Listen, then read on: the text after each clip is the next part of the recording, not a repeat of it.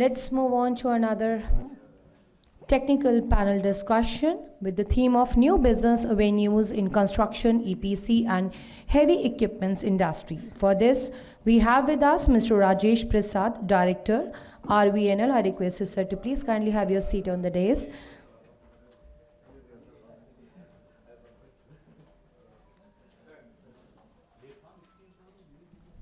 Mr. Rajesh Prasad, a civil engineering graduate from IIT Kanpur and an IRSC member since 1988, served as a Director of Operations at RVNL.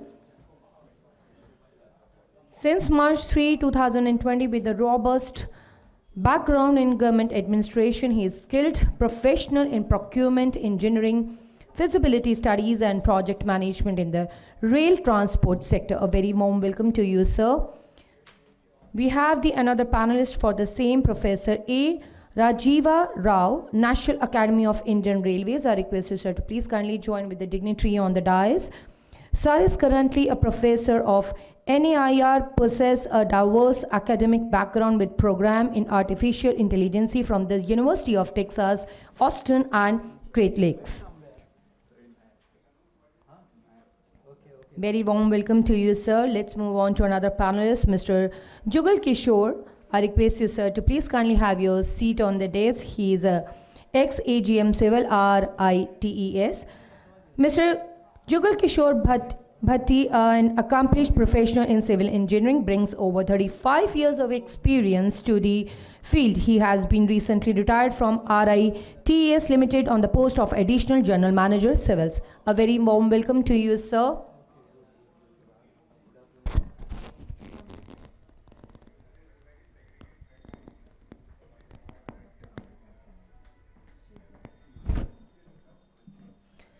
I request Mr. Aditya Kase, Head Central India of Business. He is a moderator of the session. I request you, sir, to please kindly join with the dignitaries on the dais.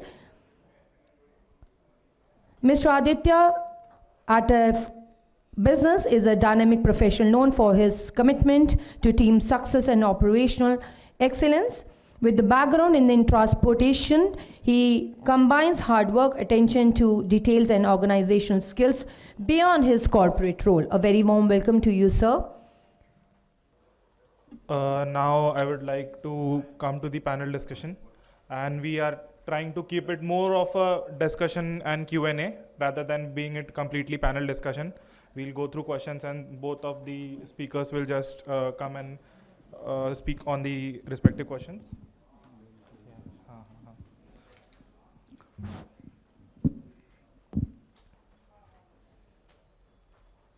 So we have with us Dr. Amita Singh, ma'am.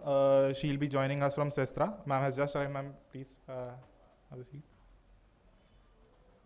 Okay, so coming to the panel discussion, let me quickly introduce myself. Myself, Aditya Khakse. I am managing the Central and Northeast India for Off Business. It's one of India's leading unicorn startup. We are into manufacturing, trading, and finance. All those government projects and the raw material that you see, we trade into that, and we also finance government contractors. Our revenue currently is 15,000 CR with a PAT of 500 CR. We are not like any other traditional startup. Additionally, I am volunteering with Indian Hyperloop, which has been currently developed at IIT Madras. I am advising and being a support system to the founders and the team and the prototype which is being currently developed at IIT Madras campus, yet to due to be inaugurated on the February and March 24. Now coming to our panel discussion, I would like to invite Rajesh Prasad sir on the topic that kindly briefly describe the role RVNL is creating railway infrastructure for Indian railway system, how the projects, especially Metro, RRTS and HSR, can be made more viable and are cost effective. Sir, please. If you want more questions, yeah. So what I suggest is, my only submission is that when you are organizing a panel discussion, it should be limited to the panel discussion. In between, you should not make a presentation. Now, what I am saying is that you please give me 10 minutes to him, and whatever more questions you want to ask, you ask in one go. we will reply. Okay, so I'll just quickly couple up two questions. So first was how the projects, especially RTS, HSRM, more viable, which are cost effective. And second is how is India's growth linked to infrastructure creation, especially in transportation sector? What are the future plans of government of India to reduce logistic cost, increase the modal share of railways? Okay, so thank you very much. So you have asked questions which comprises of many sub-questions. So you have asked, what I have noted down is, you have asked about RVNL, you have asked about how the projects can be more viable, and then you have asked about the growth, how the growth is linked to the infrastructures. So I will try to cover one by one. So let us start with the RVNL. This is a young and vibrant company. It was incorporated in January 2003, and it has got a proven track record. We have commissioned more than 140 odd projects and handed over for the operations. For the last 12 years, we have been rated excellent by the Department of Public Enterprises, and this is also known as the blue chip infra company. In last 5 years, if you want to know the performance of this particular company, it has commissioned 4085 kilometers, which is approximately 29% of all the Indian railway infrastructures, and doubling it is around 33%, which is around 3,250 kilometers. We have commissioned more than 15,000 route kilometers, and we have also been pioneer and the trailblazer in the PPP models. We have commissioned 5 number of special purpose vehicles, and these special purpose vehicles have already generated revenue to the extent of more than 1 lakh crores, and with an equity infusion of 1250 odd crores, we have executed projects worth 12,500 crores. This particular company is basically a combination of the efficiency of a private sector and the trustworthiness and authority of the public sectors. So the next question which you have asked is how the growth is linked to the infrastructures and also the future growth plan and how the project can be made more viable. So I was just listening to the previous panel discussion. They were talking about the Metro Policy 2017. This is very important because this policy is a very exhaustive policy, and it talks about the last mile connectivity. Once we have got the last mile connectivity, then automatically the ridership improves, the efficiency improves. See, there are 3 kinds of concepts in this. Number 1 is the project appreciation benefit. What exactly is the project appreciation benefit? See, the moment a metro project or any infra project which is sanctioned, the land, the cost of the land, etc., appreciates. The Metro Construction Act is a very old act. Is initially enacted for Kolkata Metro. Now all the metros are following the same Metro Act. So there is a provision made in the section 21 where the notification is done. Once the notification is done, then you suddenly find that the land, the price, the cost of the buildings, land, everything has gone up. So initiative was first taken by the Bangalore Metro, then it was followed by UP Metro. RRTS have also done the same. What they have done is that the floor area ratio, which is normally permitted 1.5, they said, okay, we will allow 2.5. And whatever extra revenue is generated for the government, and that will be shared 50-50. 50% will go to the Metro Authority or the RRTS. So this is called the project appreciation benefit. We have been aware about the project exploitation, that is the project exploitation benefit. So whenever we have got the viaduct, stations, depot, we can have the project exploitation, and then the commercial exploitation benefits we can take. The project impact benefit, if you see the carbon emission or the carbon footprints, which are basically, if you use a normal train services or the road services or the plane services, they have got the different carbon footprints. And these are more energy efficient sectors, the metro, RRTS and the high speed. So there has to be some credit for these kind of sectors. So what I am saying is that some accounting should be done when we are making it more viable. So what I want to conclude is that the projects can be made more viable if we take account of the project appreciation benefit, project exploitation benefit, and project basically impact benefit. So these 3 things will make the project more viable. So what exactly we do when we do the studies of the viability, what we undertake is we calculate the debt service coverage ratio, that the project should be able to service the debt, number 1. then the IRR, and then the sensitivity analysis. Sensitivity analysis is the whatever you assume at the stage of DPR. Normally it doesn't happen. We have to make a change. So we had to consider the different kind of scenarios. For example, the timeline you have considered for the project implementation is 3 years and you execute in 5 years. The bank interest you have considered 10% and suddenly it has gone down or it has gone up. So all kinds of permutation and combination should be done and the sensitivity analysis should be properly carried out. So the next question which you have asked about you asked about the growth and the infrastructures. So here I will cite one example. Let us take the example of Bangalore city. So the population in the year 1980s, it was around 30 lakhs. Today it must be around 1.5 crores. And till 2010, not even a single kilometer of metro was commissioned. Today it may be around 40 odd kilometers. So what I want to tell you is that if the country has to grow with a growth rate of say 6 to 8%, the infrastructure must grow at a rate of 10 to 20%. Then only the basically synergy will be there.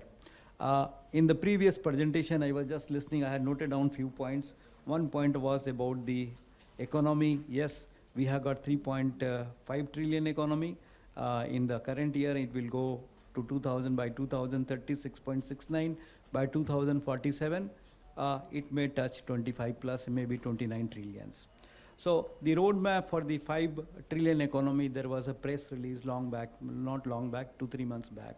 So a few points I had noted down, and what are these roadmaps? The creation of more and more of the energy efficient infrastructures, logistic park and MMLP, he had talked about it. So we are also associated with implementation of the logistics parks. 35 logistics parks we are developing. It will be done in the through the PPP model. And in time to come, by 2047, you will have the 75 cities with the metros and more of the RRTS works. I will take this opportunity. This is a very interesting subject, this metro, RRTS and high speed. I'll take 1 or 2 minutes. If you allow me, then I'll make a comparison. See, what is a metro? What is RRTS? What is HSR?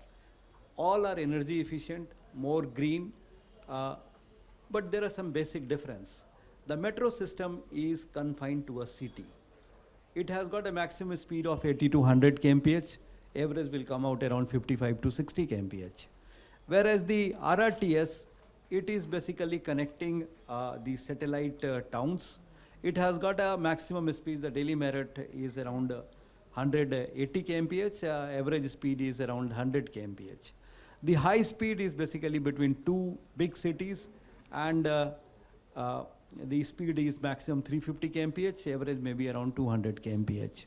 They have got the different purposes, they have got the different cost. We were associated in the undertaking the feasibility studies of the high speed corridors. So in time to come, we can see with the Amrit Kal coming in 2047, we will have around 10,000 kilometers of high-speed networks.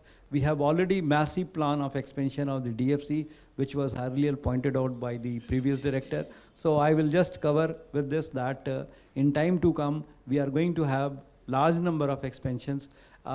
See, the National Rail Plan also becomes very important. By 2030, all kinds of infrastructure should be in place to cater the demand of 2050.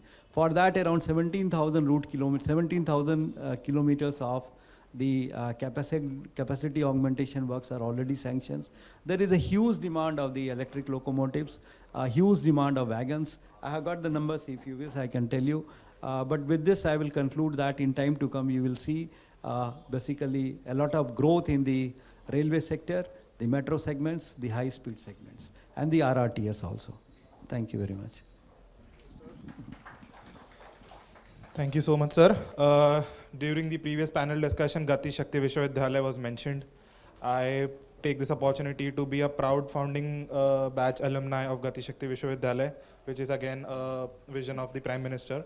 And if you can see the projected growth for India, 7.6% was clocked during this previous quarter. And the construction and infra industry had a 13.3% growth rate. So it is kind of a booming industry with industry moving towards zero carbonization and skilled workforce management. Now, coming to our next panelist, I would like to invite Professor Sanjeeva Rao to take upon this topic about generative artificial intelligence, AI. AI is technology coming up in every field. It has also been a very recent addition to construction industry and a very disruptive one. So the question here is, generative artificial intelligence is optimizing the design process, generating highly efficient and innovative designs. Sir, what are your thoughts on AI use in construction industry, and do you think that would lessen the importance of human factor in such industries? Yeah, good afternoon, everyone. Before we move ahead with generative AI, let me connect you with the ongoing discussion on PM Gati Shakti. So when you speak about PM Gati Shakti, it is all about making a national master plan connecting all other stakeholders who are involved in infrastructure development. One component of it is administrative structure. There's a body of bureaucrats which are ensuring that the new projects coming up, especially the high value projects like costing more than 500 crore, they are in compliance with the national master plan. This is an administrative part of it. Now coming to the technology part of it, where the AI is spoken about, there is a body called BISAC, which is assisting the implementation of PM Gati Shakti, which does mean that it has developed a digital solution in which all the Indian government organization assets, maybe it roadways or railways or transmission, power sectors, generation, schools, hospital, everything, every asset pertaining to every other organization has been GIS mapped and put it on the portal, right? Now that is one unified platform which is allowing government organizations to access the other departmental information which was not available very much in the past. Precisely to tell you, as on date, BISAC has developed about 1,300 layers of mapping. Each layer consists each category of an asset. Let's say road is spread across Indian geography, which is one layer. Railway network is another layer. OFC, the other layer. Transmission line network. Like this, we have about 1,300 assets being mapped and made available to all other organizations. To give a practical example, as on date, if I want to lay a new line from, let's say, New Delhi to Meerut, if I draw a line on the portal, I can straight away look into all other interactions, like where I'm cutting across the transmission line, OFC, straight away, without actually seeking an information from other stakeholders. On the portal, as on date, I can identify 1,299 other assets which were near to impossible in a previous time, right? So which does allow me for a better planning. And PM Gati Shakti also a very comprehensive document which is also, let's say I have drawn a line from Delhi to Meerut, which tells on the portal itself, I get to know that how many other assets I am interacting, and which allow also me to put a request to give the approvals from forest department, let's say our mines department.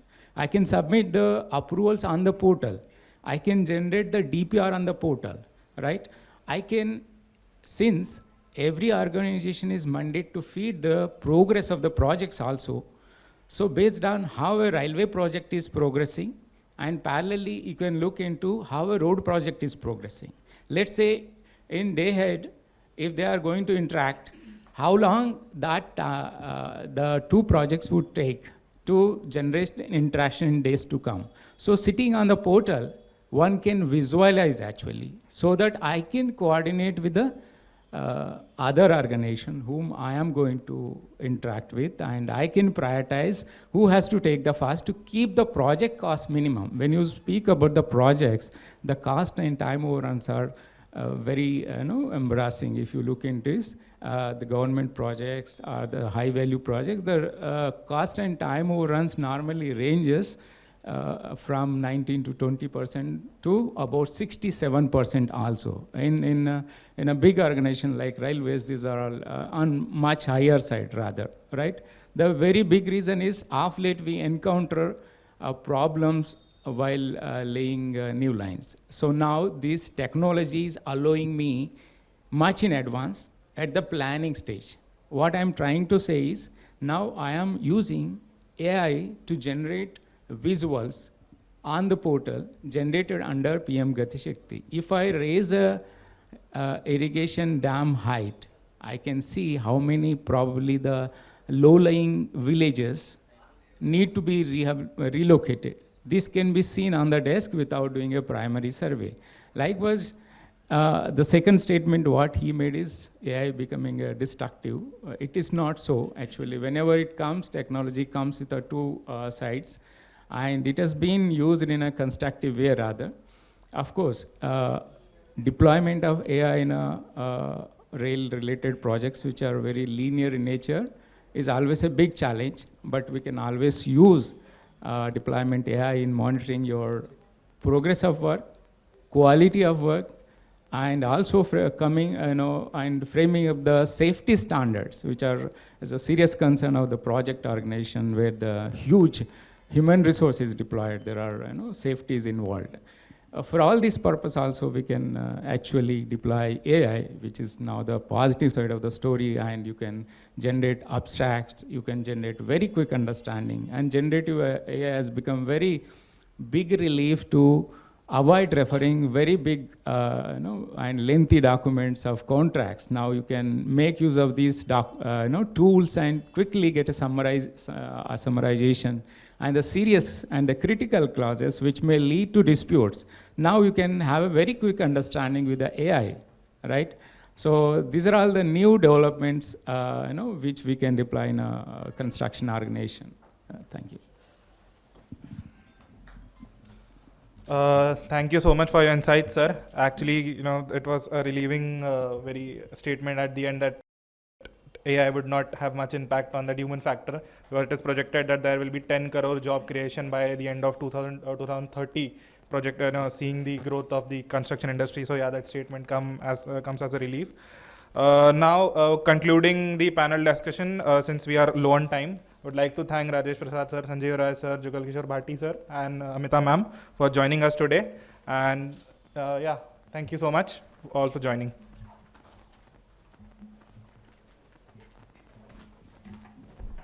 Thank you so much, Aditya sir, for moderating this session. I request Mr. Vinod Shah, Director, Corporate Communication, Urban Infra Group, to please kindly present the memento to the honorable dignitaries on the dais. For this, I request to please present the memento to Mr. Rajesh Prasad sir, Director, Operations, RVNL.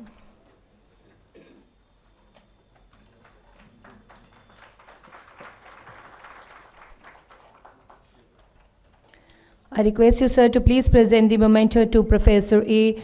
Sanjeeva Rao, sir, National Academy of Indian Railways.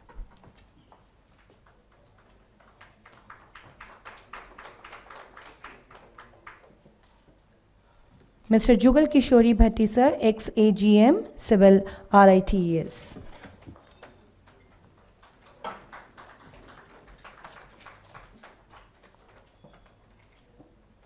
Please present the memento to Mr. Aditya Khakse, sir, Head Central India of Business, as a moderator of the session.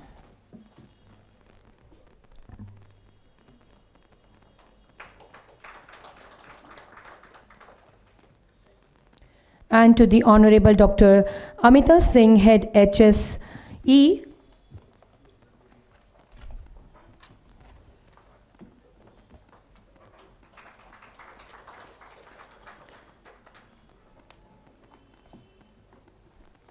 Jugal.